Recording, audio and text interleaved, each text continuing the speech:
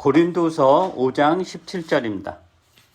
고린도후서 5장 17절입니다.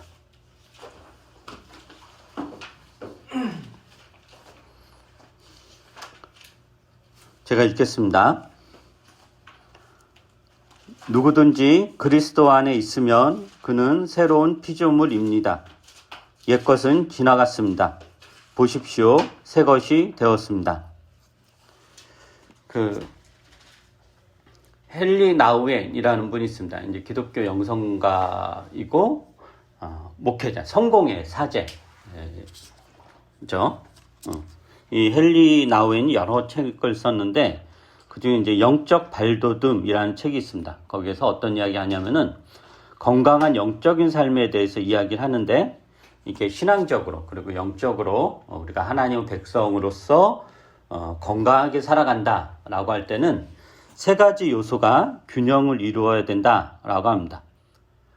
그 세 가지 요소는 등받이 없는 그 삼각 의자 있잖아요. 그 삼각 의자의 세 개의 다리 이런 것과 같은 거여서 하나라도 빠지거나 없으면 그 의자는 의자로서 기능을 할 수가 없죠. 그러니까 삼각 다리인데 하나 빠지면 설 수가 없잖아요. 의자로서 기능을 할 수 없을 거고 또 그 세 개가 다 있다고 하더라도 하나는 길고 하나는 짧은 즉 균형이 맞지 않으면 그것 또한 의자로서의 기능을 하기 어렵습니다.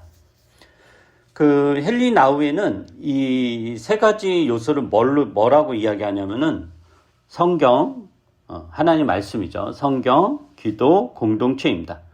그럼 너무 뻔한 이야기고 흔한 이야기죠. 우리가 내내 이 성경, 기도, 교회 이거는 계속 저도 여러 번 굉장히 여러 가지 버전으로 했던 이야기죠. 그 하나님의 백성으로 건강하게 기능하고 성장하기 위해서 이 반드시 필요한 세 가지 요소가 하나님의 말씀, 즉 성경, 그리고 기도, 공동체입니다. 어느 교회이든지 어느 신자이든지 간에 하나님의 사람으로 하나님의 공동체로 기능하고 성장하기 위해서는 이 세 가지 요소를 가지고 점검을 해야 됩니다. 물론 이 세 가지 요소가 나타나는 방식은 또 뭐 다양할 수 있죠. 다양하더라도 어쨌든 가장 근본적으로 이 세 가지 요소가 나 개인과 하나님 백성으로서 나의 개인과 또 하나님 백성들의 모임으로서의 교회 공동체에서 어떻게 작동하고 이렇게 발생하고 있고 어떻게 이루어져 가고 있는가 이런 것을 굉장히 이렇게 중요합니다. 즉 우리 교회와 여러분 개개인이 하나님의 백성으로 온전히 존재하고 살아가기에 필요한 가장 중요한 요소가 성경과 기도와 공동체이고 이게 우리에게 어떻게 지금 이루어지고 있는가 이런 것들을 한번 살펴보려고 합니다. 그래서 오늘하고 다음 주 이렇게 연속해서 할 설교여서 오늘은 성경하고 기도 이 두 부분을 가지고 이야기할 거고 여러분 각자의 삶과 생활에 한번 적용을 하면서 들어주시길 바랍니다. 우선 성경에 대한 이야기를 해보도록 하죠. 디모데후서 3장입니다. 디모데후서 3장 15절부터 17절을 보도록 하겠습니다.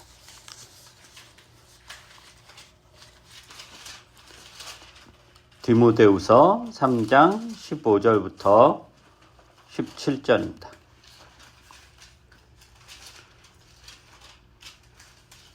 제가 한번 읽어보겠습니다. 그대는 어려서부터 성경을 알고 있습니다. 성경은 그리스도 예수를 믿는 믿음으로 말미암아 그대에게 구원에 이루는 지혜를 줄 수 있습니다. 모든 성경은 하나님의 영감으로 된 것으로서 교훈과 책망과 바르게 함과 의로 교육하기에 유익합니다. 성경은 하나님의 사람을 유능하게 하고 그에게 온갖 선한 일을 할 수 있게 하는 것입니다. 너무 유명한 구절이죠. 성경이 뭐냐? 구원에 이르는 지혜를 줍니다. 하나님의 영감으로 된 것으로서 성경은 교훈과 책망과 바르게 함과 의로 교육하기에 유익하다라고 합니다. 이 말은 성경이라는 게 나는 상관없는 어떤 딴 세상 이야기가 아니라 계속 내 삶에 영향을 끼치는 내 삶에 휘말려 들어와서 내 삶을 계속 건드리고 만들어내고 균열을 내고 자극을 주고 혹은 때로는 분열을 일으키고 때로는 어떤 그런 영향을 줘서 계속 어쨌든 나로 하여금 움직이게 하는 것, 그렇게 살아가게 하는 것, 이게 이제 성경이다라고 하는 거죠. 그러니까 성경이라는 게, 성경은 우리가 공부하거나 뭐 배우거나 읽거나 뭐 설교를 듣거나 뭐 이런 식으로 해가지고 그냥 지식을 쌓는 거, 그냥 이런 내용이 있구나, 이게 아니라 계속 그게 내 삶에 말을 걸어온다라는 거죠. 어떻게 살아가야 되는 거. 그래서 그것이 제대로 작동이 되면 성경이 어떤 기능을 하느냐, 하나님의 사람을 유능하게 하고 온갖 선한 일을 할 수 있게 한다라고 합니다. 그러니까 성경은 살아있는 하나님 말씀으로서 우리를 변화시킬 수 있는 능력이 있다라고 하는 거죠. 그러니까 성경을 통해서, 하나님 말씀을 통해서 계속 내 삶에 어떤 변화가, 물론 그게 가시적이고 눈에 즉각적으로 보이는 변화도 있을 수 있지만은 그런 게 아니라 그냥 알게 모르게 스며들어서 나는 변한 것 같지 않은데 변화는 뭐 그런 것도 있을 수가 있겠죠. 어쨌든 그런 변화시킬 수 있는 능력이 있다라고 하는 거죠. 그러기에 기독교는 신앙의 중심에 이제 성경을 놓죠. 왜냐하면 성경을 통해서 하나님을 알고 성경을 통해서 하나님의 경륜과 섭리와 은혜와 인도하심을 경험할 수 있기 때문입니다. 그리고 우리가 하나님 백성이다라는 어떤 정체성이랄까, 이런 것도 성경을 통해서 이제 확립이 되죠. 그래서 신자들은 반드시 성경을 알아야 됩니다. 성경을 통해 하나님 말씀을 들어야 되죠. 그리고 우리는 이제 다양한 방식으로 성경을 통해 하나님 말씀을 듣죠. 뭐 성경을 읽는다거나, 뭐 설교를, 강의한 설교를 듣는다거나, 공부한다거나, 혹은 어떤 분은 뭐 그런 한 구절 한 구절을 깊이 묵상을 한다거나, 성경의 한 구절에 이렇게 집중해가지고 감상을 한다. 뭐 여러 가지 다양한 방식으로 우리가 이제 성경을 어쨌든 대할 수 있어요. 우리가 음식을 먹는 방법도 다양하잖아요. 우리가 이제 일반 음식을 어떤 손을 먹는 문화도 있고, 어떤 온갖 그런 도구를 가지고 먹는 문화도 있을 거고, 뚝딱뚝딱 해치워서 하는 경우도 있겠고, 몇 시간에 걸쳐 요리를 해서 음식을 먹는 경우도 있을 수 있고, 근데 어쨌든 결국 그 음식이 그 사람의 영양분이 되는 거죠. 그래서 이제 살아가게 하는 거죠. 그러니까 우리가 성경이 우리에게 들어오는 다양한 이제 방식이 있고, 그렇게 이제 성경을 대할 수 있고, 어느 한 가지만 옳다 이렇게 할 수는 없다라는 거예요. 그러면 이제 성경은 어떤 이야기가 담겨 있을까라는 거죠. 성경은 성경의 핵심은, 제가 보기에는 저만 하는 이야기가 아니라 많은 학자들이, 성경의 핵심은 뭐냐면은 하나님이 사람을 만나신다라는 이야기입니다. 하나님이 사람을 만나신다. 그러니까 하나님이 무궁무진하신 방식으로 세상의 다양한 사람들을 다양한 방식으로 만나는 이야기가 성경이죠. 그래서 우리가 성경을 읽다 보면 좀 이해가 안 되는 부분이 있죠. 특히 요즘 우리가 창세기를 보잖아요. 이 창세기를 보면은 우리가 성경을 잘 몰랐을 때는 이삭 되게 믿음의 사람, 리브가 되게 아름다운 가정 이렇게 했지만, 성경 우리가 자세히 보니까 콩가루도 그런 콩가루 집안이 없잖아요. 정말 그 어떤 막장 드라마가 펼쳐지는 게 요즘 보고 있는 그 창세기 본문인데, 그렇다는 거예요. 하나님께서 정말 다양한 방식으로 다양한 사람들을 만나는 거다라고 하는 거죠. 전에 이제 교회 책수다 모임에서 읽은 책 중에 영혼의 해부학이라는 책이 있었는데요. 기억하시는 분 아시겠지만은, 그 책에서는 그 만남을, 즉 성경이 하나님이 사람을 만나는 이야기다라는 거잖아요. 근데 그 책에서 이 만남을 어떻게 정의 내리냐면은, 그러니까 주의 집중할 때 주의를 기울이는 만남으로 이야기합니다. 그러니까 하나님이 그의 백성들에게 집중을 하시며 주의를 기울이고 그 백성의 이야기를 들으신다라는 것. 그리고 그 백성도 때로는 하나님에게 집중을 하고 주의를 기울여서 하나님의 말씀을 듣는 것. 이게 이제 성경에서 이야기하는 하나님과 그의 백성 간의 이제 관계인 거죠. 하나님 그의 백성들에게 집중과 주의를 다해서 들으시고 귀를 기울이시고 또 그의 백성들은 하나님에게 주의를 기울이는 것. 그런 관계에서 뭐가 일어나느냐? 하나님과 사람의 접촉이 일어나고 그 접촉을 통해서 드디어 하나님과 사람이 만났다라는 놀라운 경험이 발생한다라는 거죠. 이게 성경의 이야기인 거예요. 근데 우리가 생각을 해보면 만남이라는 거 어떻게 관계잖아요. 나 혼자 나를 만나는 건 아니잖아요. 물론 뭐 내가 나를 만난다 이런 것도 있을 수 있겠지만 일반적으로 관계는 타인과의 만남이죠. 이 만남이잖아요. 그 관계에서 제일 중요한 게 뭐죠? 내가 누군가를 만났다. 거기에서 제일 중요한 건 상대방에게 주의를 기울이는 거예요. 주의를. 내가 누군가를 만났는데 그 상대방이 내가 주의를 기울이지 않고 계속 내가 핸드폰만 한다. 그럼 상당히 기분이 나쁜 거죠. 그러니까 물리적으로는 지금 같이 있지만 진짜 만나는 건 아니죠. 사실 이런 설교할 때면 제가 제일 찔리는데 워낙 제가 주의 집중을 정말 선택적 주의 집중이 너무 해서 어쨌든 저한테 하는 설교이기도 해요. 그러니까 주의를 기울이는 거예요. 제가 이제 부부 상담이나 이런 커플 상담 가끔 하는데, 저는 이제 부부 상담이나 커플 상담은 이제 개인 상담과는 좀 달라서, 개인은 내면적인 건 전혀 안 들어가고, 어쨌든 부부가 왔다, 커플이 왔다는 거 둘 사이에 관계에서 문제가 생겨서 온 거잖아요. 그래서 그 관계에서 일어나는 그 역동만 다뤄요. 그래서 되게 구조화해서 하고, 그럼 이제 주로 이제 왜 싸우냐면, 대화하는 것 때문에 싸워요. 서로 이야기하는 거, 오해 생기고.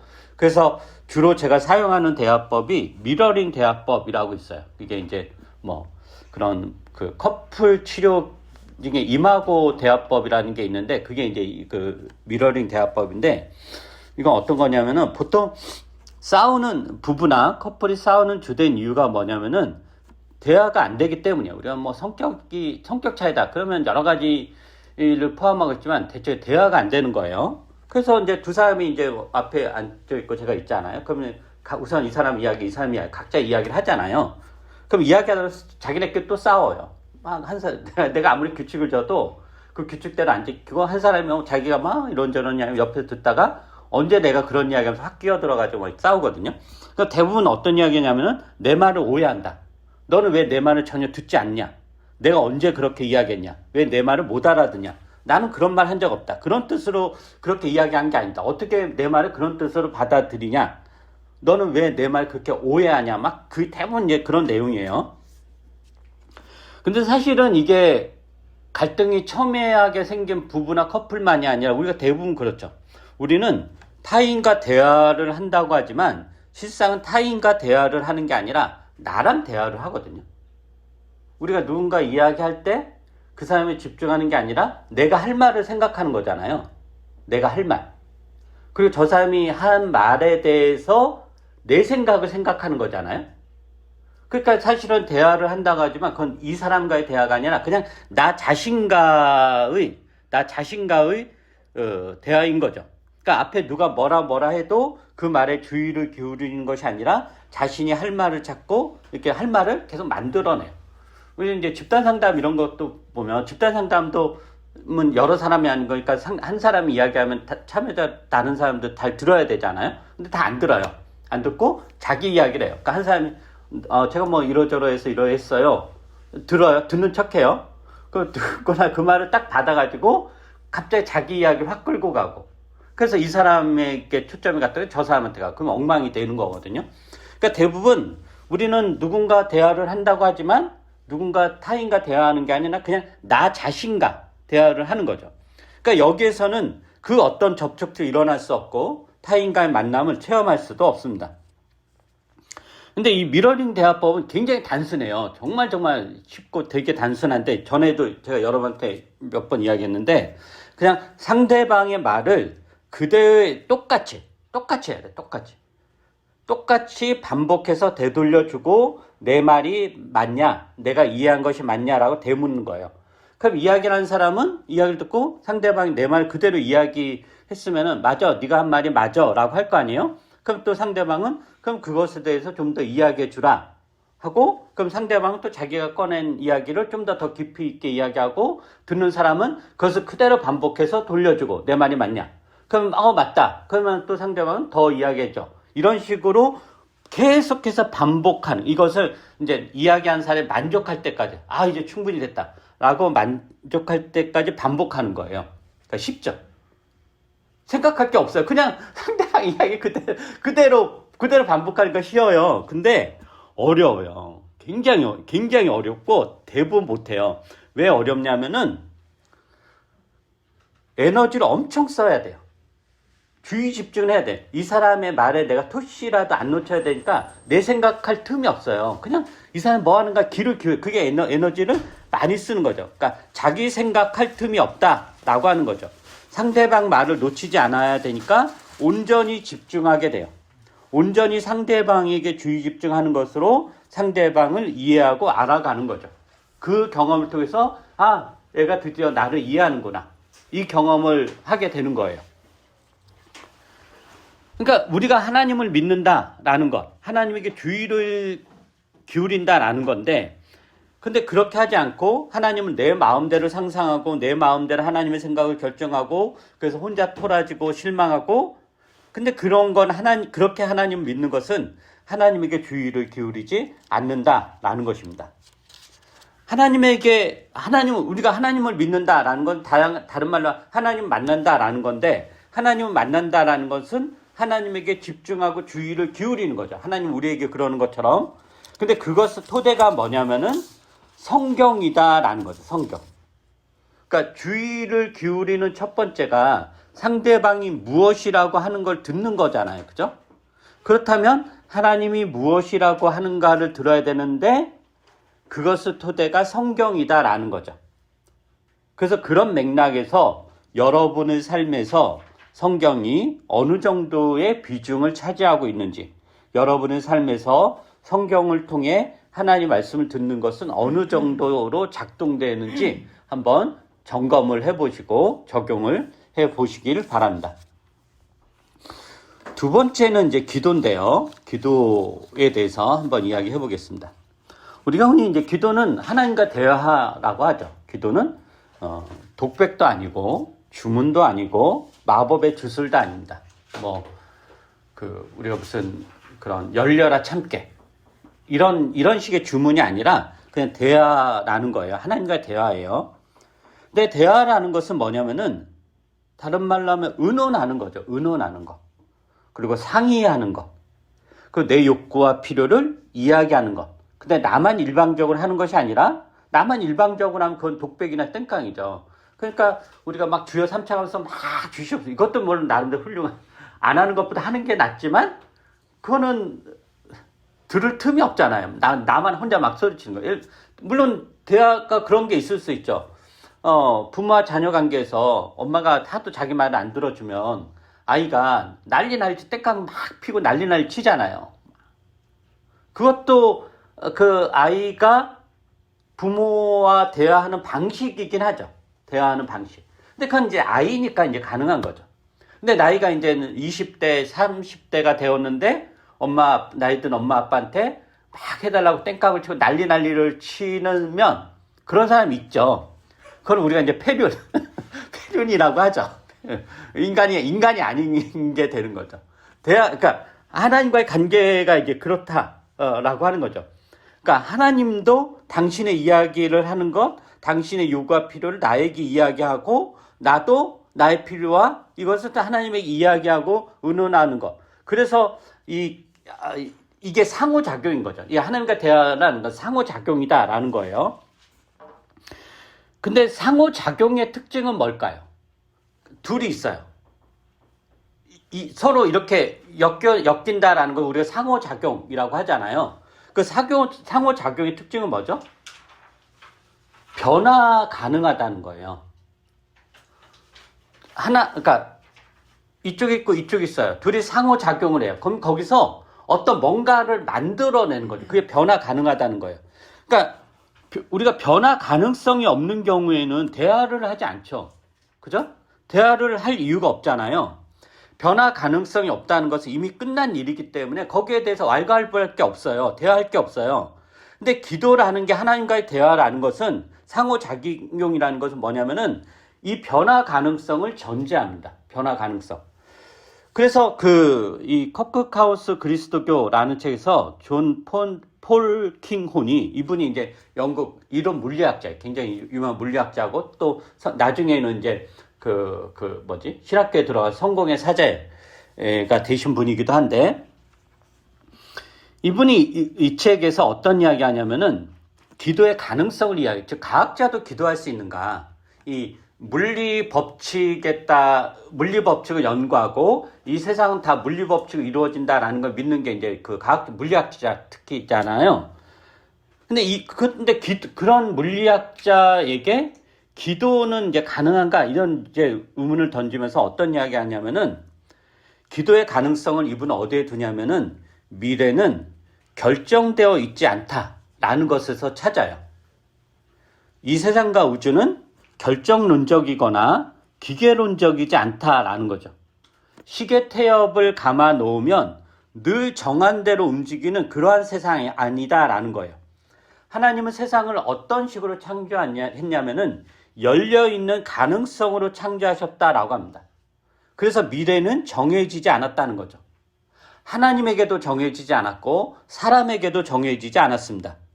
근데 가끔 여기서 그러면 하나님의 절대 주권은 뭐냐? 이렇게 묻는 사람이 있을 수 있는데, 여기에서 하나님의 절대 주권은 뭐냐면은 하나님은 그 어떤 방해와 난관에도 불구하고 당신의 일을 이루어 가시며 모든 세상 만물이 당신의 뜻과 허락 안에서 일어난다라는 것이지, 미래가 기계적으로 결정되었다라는 것을 하나님의 절대 주권을 사용하지 않습니다. 그것을 의미하지 않는다라는 거죠.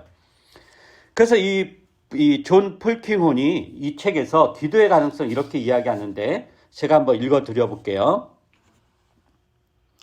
저는 우리가 기도할 때 두 가지 일을 한다고 생각합니다.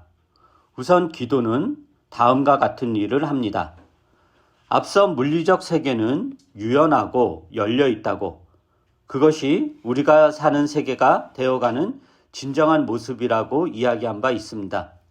그렇기에 미래에 일어날 일에는 우리 역시 작은 부분을 담당하게 됩니다. 우리의 작은 움직임이 작동할 작은 여지가 있다는 것입니다. 또한 하나님에게도 미래를 위한 섭리의 영역이 할당되어 있습니다.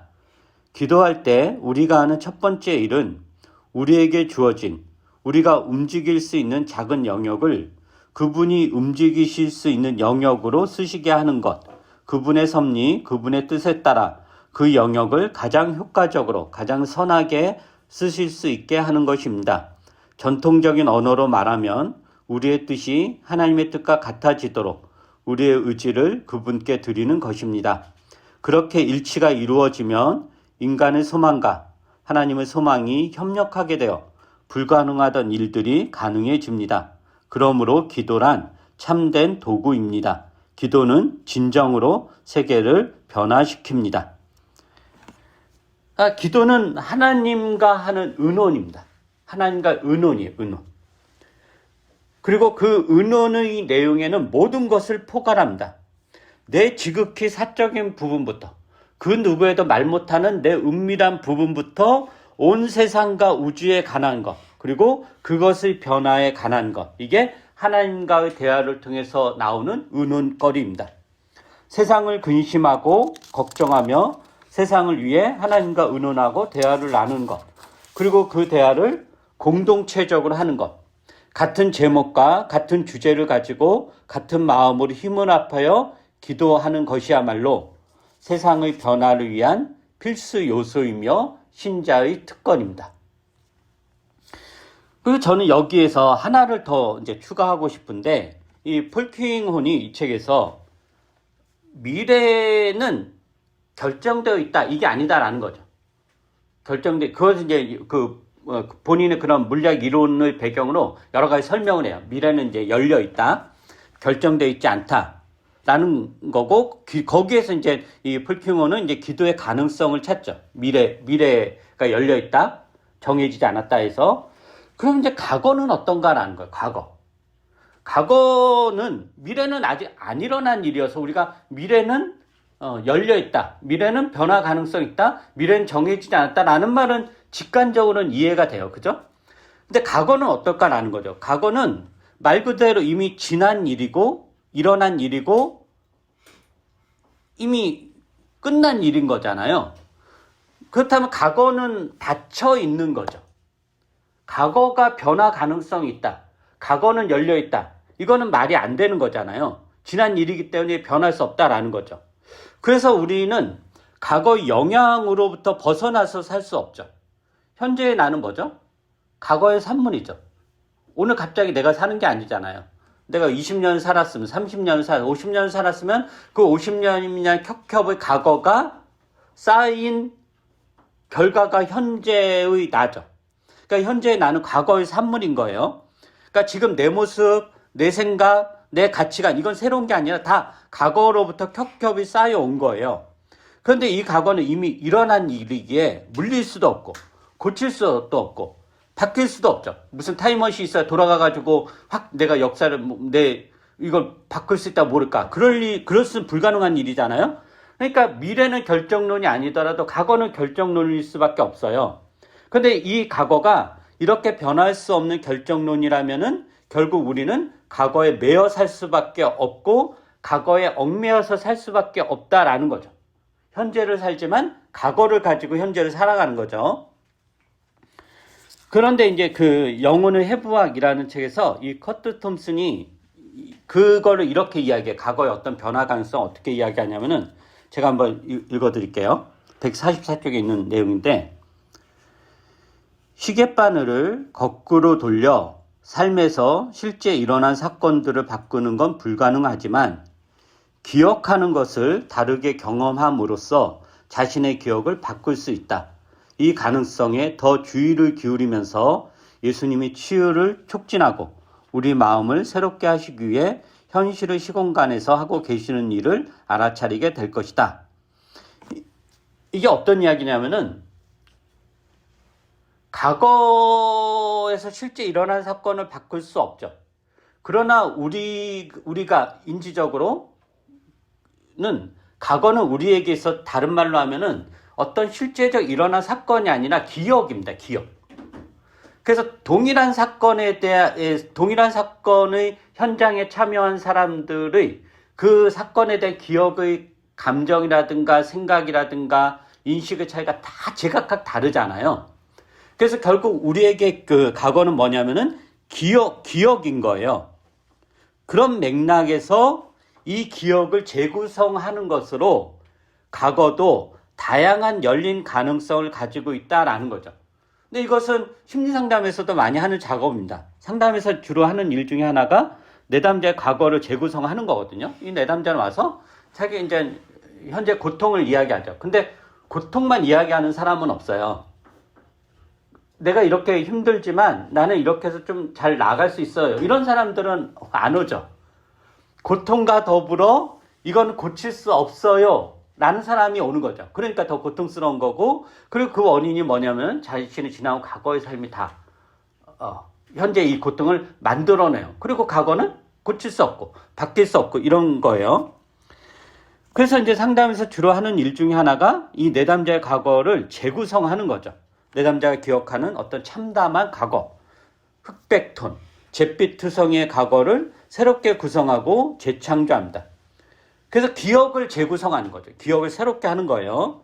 그래서 그 결정된 과거에 매여 살면서 고통을 받던 내담자가 과거를 새롭게 구성함으로 과거의 사슬에서 벗어나 더 나아가서 그 과거를, 이전에 자신의 삶 옥죄였던 그 과거를 삶의 원동력으로 삼아서 현재를 다르게 살아나가는 거죠. 그럼 우리가 이 기도라는 것을 통해서, 기도라는 하나님과의 대화를 통해서 우리의 과거를 다룰 수 있다라는 거죠. 즉 하나님께서 우리의 과거를 재창조하시는데, 이게 어떤 이야기냐면 이런 겁니다. 기도의 구성 요소, 뭐 이런 표현이 적당할지 모르겠지만 대표적인 게 뭐죠? 기도에는 대표적으로 뭐가 들어갈까요? 그렇죠. 감사.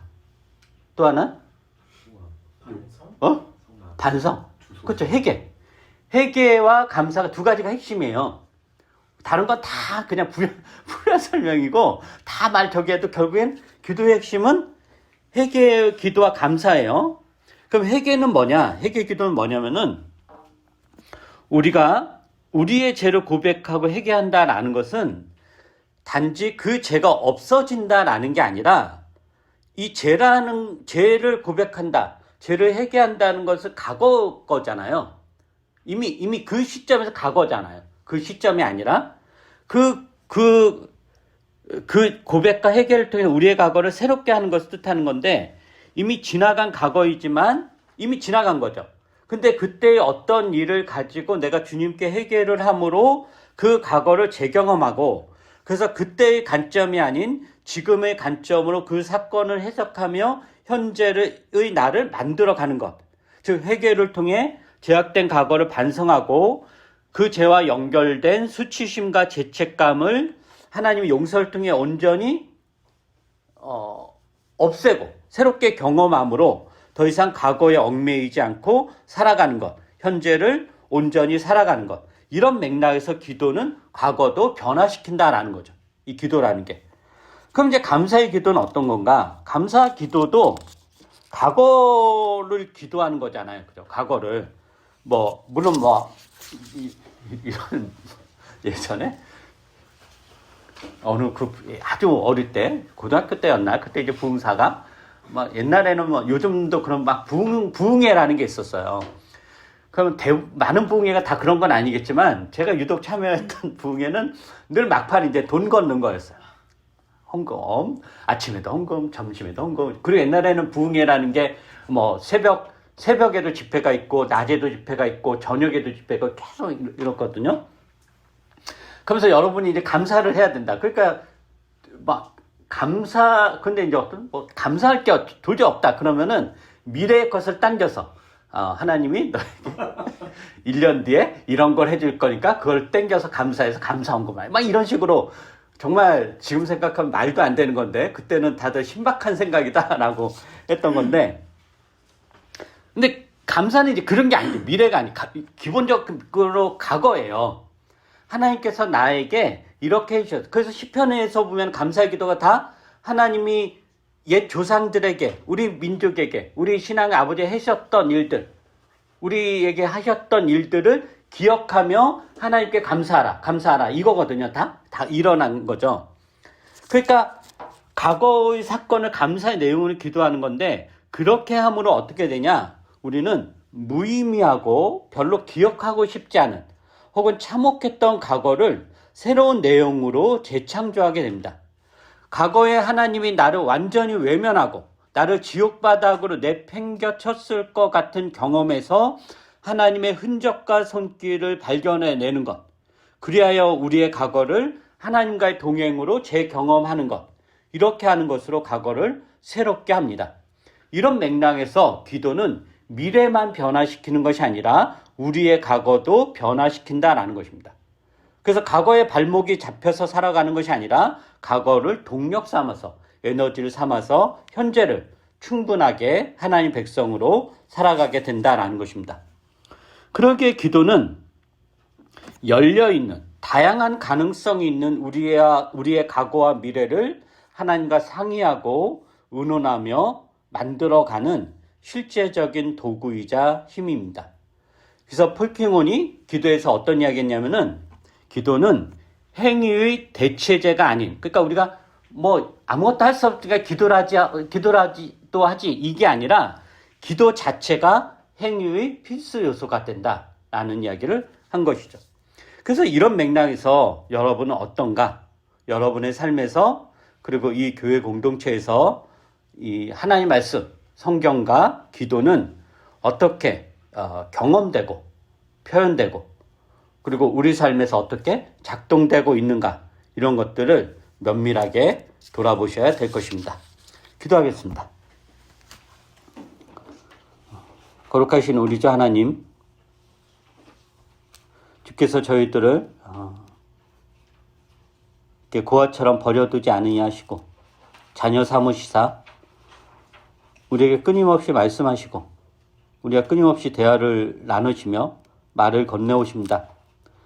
그러나 우리는 주께서 우리에게 집중을 다해서 말을 걸어오실 때 우리는 딴 생각을 하고 있고 딴 데 정신이 팔려 있고 이 세상이 주는 유혹에 휩싸여 가지고 주의 말씀을 듣지도 않습니다. 그러면서 내가 마음대로 주님의 뜻을 생각하고 내가 마음대로 주님의 말씀을 상상하고 주님의 성품을 내 마음대로 재단하면서 주님께 또 불만을 터뜨려 놓습니다.